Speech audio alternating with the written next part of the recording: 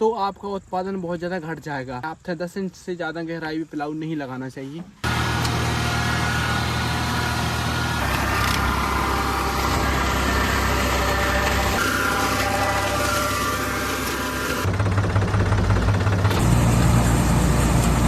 इसमें 640 दाने हैं टोटल। आज जो अपने घर पे सांप निकला था अपन What's up? I hope you guys are all the way fine। तो भाई साहब आज अपन सोयाबीन की थ्रेसिंग का काम स्टार्ट कर रहे हैं। पिछले 2-3 दिन से बारिश हो रही है तो सोयाबीन कटा पड़ा है, इसकी अपन थ्रेसिंग कर नहीं पा रहे थे। तो बस ट्रॉलियों में भरते हैं और ले चलते हैं और थ्रेसिंग का काम करते हैं स्टार्ट। और उसके साथ साथ जो अपना मल्चर है वो कल रात को आ गया है और आज अपन को उसकी टेस्टिंग वगैरह भी करनी है। तो स्वराज में अपन ने फंसा के रख दिया है। जैसे ही अपन को टाइम मिलेगा अपन उसको उठा के लाएंगे और मक्के पे उसकी टेस्टिंग करके देखेंगे कि कैसा क्या रिजल्ट आता है, सक्सेस है नहीं है, क्या है क्या नहीं है। तो वो आ चुका है। फिलहाल तो थ्रेसिंग पे ध्यान देते हैं, ट्रॉली वगैरह भरवाते हैं और थ्रेसिंग स्टार्ट करवाते हैं। तो भाई साहब अपन इसको लेके चलते हैं और थ्रेसर वगैरह का सिस्टम सेटअप करते हैं। इसमें थोड़ी पावर स्टीयरिंग ऑयल कम है तो ये बहुत ज़्यादा हार्ड चल रही है। काटने में ऐसा लग रहा है जैसे सादी स्टीयरिंग चला रहे हूँ। तो इसकी ऑयल अपन मिला देंगे। ओह माय गॉड ये आप टायर देख पा रहे हो, ऐसा हिल रहा है और टाइट थोड़ी स्टीयरिंग चल रही है। इसका मतलब है ऑयल कम है इसमें। तो भाई साहब इधर थ्रेसर की टोकरी खोली जा रही है और उसको सेटअप किया जा रहा है। तो इनको सेटअप करने देते हैं और मैं आपको कुछ दिखाता हूँ। ये आप धान देख पा रहे हो आपके सामने, ये बिना कोई स्प्रे, बिना कोई दवाई, बिना कोई खाद के हुई है। इधर अपन ने लास्ट ईयर थ्रेसिंग की थी 1637 वैरायटी की। ये देखो 1637 वैरायटी की ये धान है, बासुमती ब्रांड है इसका। और इसकी अपन ने यहाँ पे थ्रेसिंग की थी, ये ऑटोमेटिकली हुई है। तो अपन क्या करने वाले हैं कि इसको कटवा के टंकी पे, मतलब टंकी से इसको थ्रेसिंग नहीं करेंगे, थ्रेसर में नहीं डालेंगे, टंकी पे ऐसे झड़वा के इसका अपन बीज बनाएंगे बढ़िया तरीके से। इसका बीज बहुत बढ़िया रहेगा क्योंकि इसमें भाई सब कुछ खाद वाद नहीं डला है। और ये जो 1637 वैरायटी है ये मुझे बहुत अच्छी लगती है। लास्ट ईयर अपन इसको छोड़ना तो नहीं चाह रहे थे पर लास्ट ईयर धान के बहुत कम रेट रहे, इसलिए अपन ने धान पे ज़्यादा दिमाग नहीं लगाया। अगली साल से अपन धान और मक्के पे ही दिमाग लगाएंगे, सोयाबीन से कम्प्लीटली दिमाग हटा देंगे क्योंकि भाई जब सोयाबीन गड़बड़ चीज़ है, सोयाबीन का फ्यूचर मुझे बहुत गड़बड़ दिख रहा है आगे चल के। अब अपन थोड़ा धान पे और मक्के पे फोकस करेंगे। आज से 5-6 साल, क्या आज से लगभग 20 साल 25 साल पहले से अपन सोयाबीन की प्रॉपर किसान है, मतलब सोयाबीन के अलावा कुछ नहीं लगाते थे। लेकिन अब नौबत ऐसी आ गई है कि सोयाबीन को छोड़ना पड़ेगा क्योंकि सोयाबीन का उत्पादन नहीं निकल रहा है। हज़ारों टाइप की बीमारियां आ गई हैं, एंथ्राकिनोज, येलो मोजेक, कुछ मत पूछो कितनी सारी बीमारियां आ गई हैं। तो बीमारियां भी ज़्यादा हैं, उसके बाद रेट भी नहीं है, उसके बाद निकल भी नहीं रहा है और कचड़ा वगैरह भी बहुत ज़्यादा होने लगा। अगर आप बार बार एक फसल लगाते हो तो कचड़ा भी बहुत ज़्यादा होने लगता है। जैसे अपन मक्का लगाते हैं, किसी खेत में अगर आप 2 या 3 साल मक्का लगा दोगे तो उसमें जो बर्रू है और बांसिया है वो बहुत ज़्यादा होने लग जाएगा। फिर आप उसमें सोयाबीन लगाओगे 2-3 साल तो उसमें दूधी और जो बोखना बोखनी है वो चालू हो जाएंगे। तो ऐसा सिस्टम रहता है, फसल के हिसाब से कचड़ा होता है और इसलिए क्रॉप रोटेशन भी ज़रूरी है। लेकिन अभी अपनी जो ज़मीन है इसमें मक्का बहुत टाइम से नहीं लगा है तो अपन 2-3 साल बढ़िया तरीके से मक्के से उत्पादन ले सकते हैं। मक्का भी डिसेंट दिख रहा है और ये अपना अमन का मल्टी क्रॉप है, दाने वाने बिल्कुल नहीं फेंकता। भुट्टे की कंडीशन में आपको दिखा देता हूँ। भुट्टे का साइज कुछ ऐसा है। ये तो भाई साहब टूटने लायक हो गए हैं। ये जो वैरायटी है ये एडवांटा की 759 वैरायटी आप सामने देख पा रहे हो। ये देखो जी, इसकी अपन लाइनें वाइनें गिनते हैं, कितनी लाइनें हैं, कितने दाने हैं। मुझे इसको देख के लग रहा है कि इसमें 680 से कम दाने नहीं होंगे। तो आप लोग इधर बैठो, मैं आपको दिखाता हूँ। 1 2 3 4 5 6 7 8 9 10 11 12 13 14 लाइनें हैं। मैं सोचा था 16 लाइनें हैं पर इसमें 14 लाइनें हैं तो दाने थोड़े कम होंगे। 1 2 3 4 5 42 दानों से कम नहीं होने चाहिए। 6 7 8 9 10 11 12, 13, 14, 15, 16, 17, 18, 19, 20, 21, 22, 23, 24, 25, 26, 27, 28, 29, 30, 31, 32, 33, 34, 35, 36, 37, 38, 39, 40। तो भाई साहब 42 की जगह इसमें 40 दाने हैं। सब साइड टोकरी थ्रेसरों में सिर्फ एक दिक्कत है टोकरी चढ़ाने उतारने की, बनना तो इन जैसा कोई थ्रेसर होता ही नहीं है टोकरी चढ़ाने उतारने में, लेकिन ज्ञान बैठ जाता है। अकेला बंदा और फंस जाए तो ये फैन बेल्ट चढ़ाने में ऐसी तैसी हो जाती है। बताओ तो फिर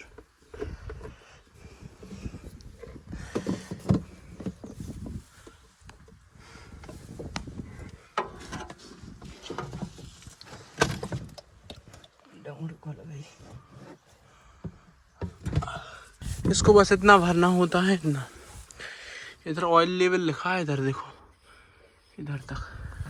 और अब अपन इसको थोड़ा चालू करके देखते हैं, स्टीयरिंग घुमा के देखते हैं, थोड़ी और ऑयल सिलेंडर में चली जाएगी। थोड़ी बहुत अपन को एयर भी निकालनी पड़ सकती है। ये ढक्कन लगा लीजिए, गिर जाए चालू करें ट्रैक्टर से।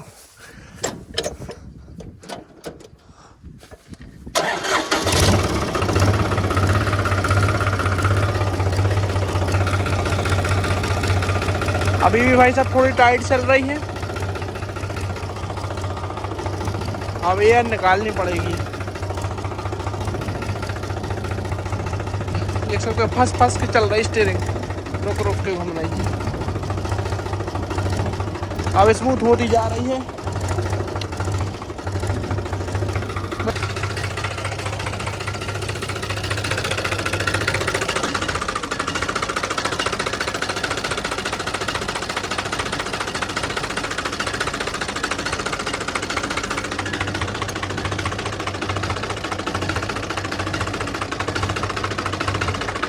एयर वगैरह इसमें बिल्कुल भी नहीं है। अब अपन को ऑयल देखनी पड़ेगी, ऑयल कम हुई नहीं हुई यहाँ पे।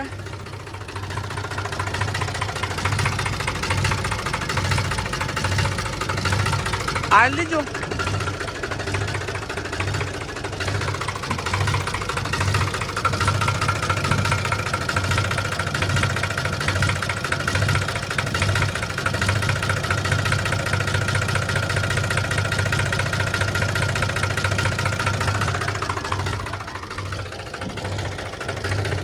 अब स्टीयरिंग बढ़िया चलेगी,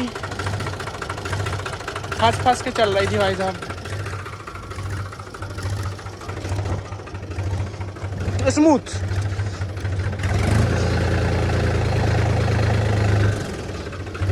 थ्रेसर हैं, खींचो। आधा किलोमीटर बस ले जाने हैं। ये कहाँ से तो छूट रही है।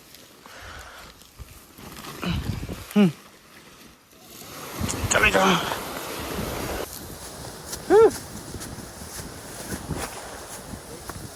तो भाई साहब इसकी स्टीयरिंग को ऊपर ने मलाई कर दिया है। तो भाई आज अपन सिर्फ 2 ट्रैक्टर खेत पे लेके आए हैं, इसलिए थोड़ी मगजमारी करनी पड़ रही है। 2 घर पे ही रखे, एक में मल्चर फंसा दिया है, एक ऐसे ही रखा है।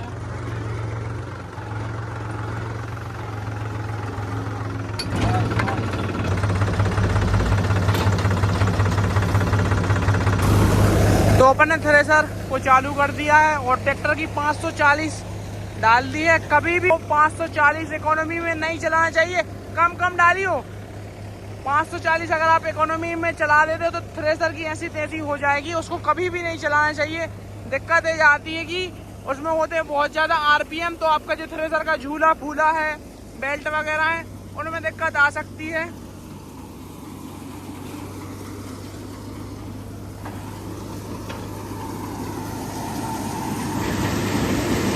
माल बिल्कुल साफ आ रहा है।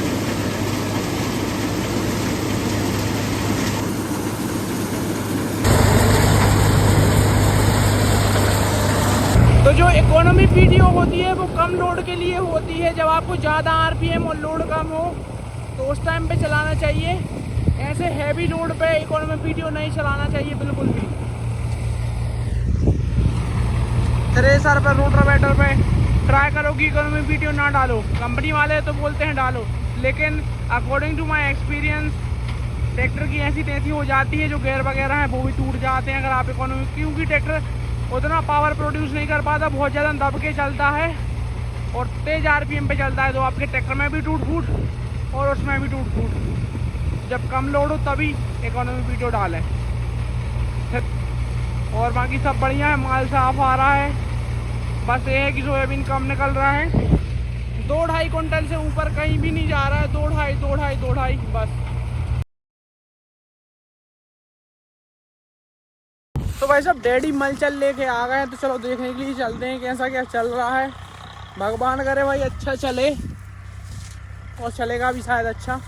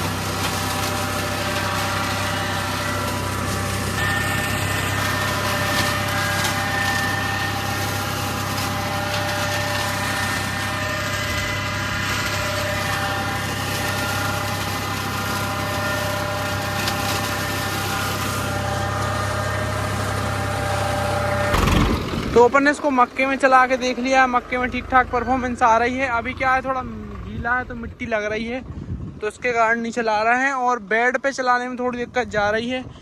बाकी प्लेन जगह पे और अच्छा चलेगा। बेड में जो नीचे नालियाँ रहती हैं उनमें कुछ पौधे घुस जाते हैं और वो अच्छे से नहीं कट पाते। पूरा प्लेन सरफेस रहता है तो बढ़िया कटेगा।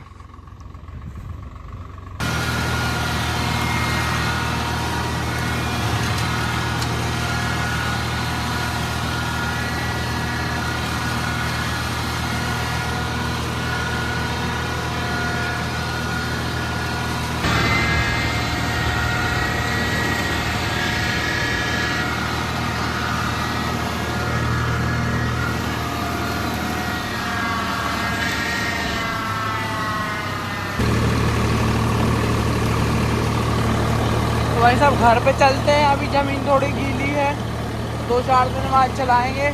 बाकी खाना पीना खा के आते हैं, वापस से थ्रेसिंग का काम करेंगे।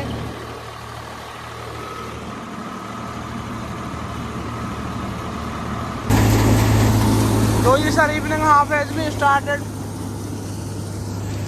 आने का चुरंजा, गीली फलियाँ आ रही हैं, उनको अपन चाहें तो भूसे में उड़ा भी सकते हैं, लेकिन उड़ाएंगे नहीं क्योंकि इनके अंदर दाने हैं। तो भाई साहब अपन सोयाबीन भर रहे हैं। अभी एक छोटा सा इंसिडेंट हो गया था, मेरे घर में सांप निकल आया था, तो अपन वहाँ पे चले गए थे, तो ब्लॉग नहीं बनाया है। तो ये सोयाबीन थोड़ा ठीक है भाई साहब, बढ़िया है। इसको भर के ले चलते हैं। यहाँ पे थोड़ा कचड़े की समस्या हो गई थी, थोड़ा कचरा ज़्यादा हो गया था, इसके कारण सोयाबीन बढ़िया नहीं रह पाया। इवन दो कि अपन ने 2 बार हर्बिसाइड एप्लीकेशन किया था, पर क्या ही करें। और प्लाऊ वाला खेत है, एक और चीज़, प्लाऊ वाला खेत, उसके बाद 2 बार हर्बिसाइड एप्लीकेशन। और भाई साहब मैं आपको एक बात बताना चाहता हूँ कि काफ़ी सारे लोग सोचते हैं कि जो अपन प्लाऊ करते हैं उससे वो इसलिए करते हैं ताकि कचरा वगैरह कम हो या फिर कचरा वगैरह ना हो, तो ऐसा कुछ नहीं है। अगर आप प्लाऊ करते हो तो उससे कचड़े पे थोड़ा बहुत इफेक्ट पड़ता है कि जो कचड़े के जो सीड्स रहते हैं वो थोड़ी गहराई में चले जाते हैं, तो वो जर्मिनेट नहीं हो पाते हैं। पर कभी भी दिमाग में ये चीज़ सोच के नहीं प्लाऊ करना चाहिए कि अपन कचरा ख़त्म करने के लिए कर रहे हैं। प्लाऊ इसलिए किया जाता है ताकि आपकी ज़मीन में जो रूट जोन है वो बढ़िया तरीके से डेवलप कर पाए। और काफ़ी सारे लोग काफ़ी गहरा प्लाऊ करते हैं, तो काफ़ी ज़्यादा गहरा प्लाऊ भी नहीं करना चाहिए, क्योंकि जो आपकी टॉप सॉइल है, ऊपर की सॉइल है, जिसको अपन humus soil, top soil, black soil या कुछ भी कहते हैं, तो वही उपजाऊ होती है। जो नीचे ज़मीन है 1 फीट नीचे, वो बिल्कुल भी उपजाऊ नहीं है। अगर आप उसको ऊपर ले आओगे और आपकी जो टॉप सॉइल है उसको नीचे दबा दोगे तो आपका उत्पादन बहुत ज़्यादा घट जाएगा। तो 10 इंच बहुत ज़्यादा पर्याप्त है। 10 इंच से ज़्यादा गहराई में प्लाऊ नहीं लगाना चाहिए। काफ़ी सारे लोग सोचते हैं जितना गहरा प्लाऊ उतना बढ़िया काम। कल्टीवेटर आप जितना चाहे मर्जी गहरा लगा सकते हो, पर प्लाऊ में क्या होता है कि जो टॉप सॉइल है वो नीचे चली जाती है तो फिर दिक्कत हो जाती है।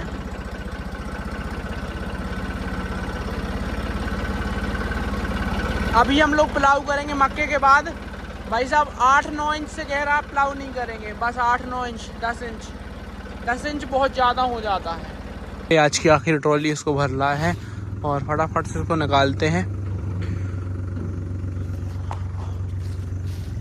और भाई साहब आज जो अपने घर पे सांप निकला था अपन ने उसको मार दिया है, ख़त्म कर दिया है। उसके पीछे का कारण क्या है कि वो घर में था, वो पता नहीं कितने दिन से था, बोरियों के पीछे छिपा था। तो आज वो दिखा तो अपन ने उसको ख़त्म कर दिया है। वैसे मैं सांप वगैरह मारता नहीं हूँ, छोड़ देता हूँ। खेत वगैरह मिलते हैं तो मैं कभी किसी को उनको मारने नहीं देता हूँ और ना ही मारना चाहिए। पर अगर घर में आ जाता है तो भाई साहब सेल्फ डिफेंस के लिए उसको ख़त्म करना ज़रूरी था।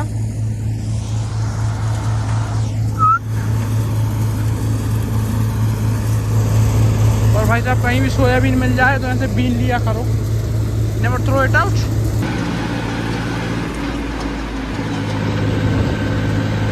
तो घर पहुँचते पहुँचते ऑलमोस्ट रात हो गई है।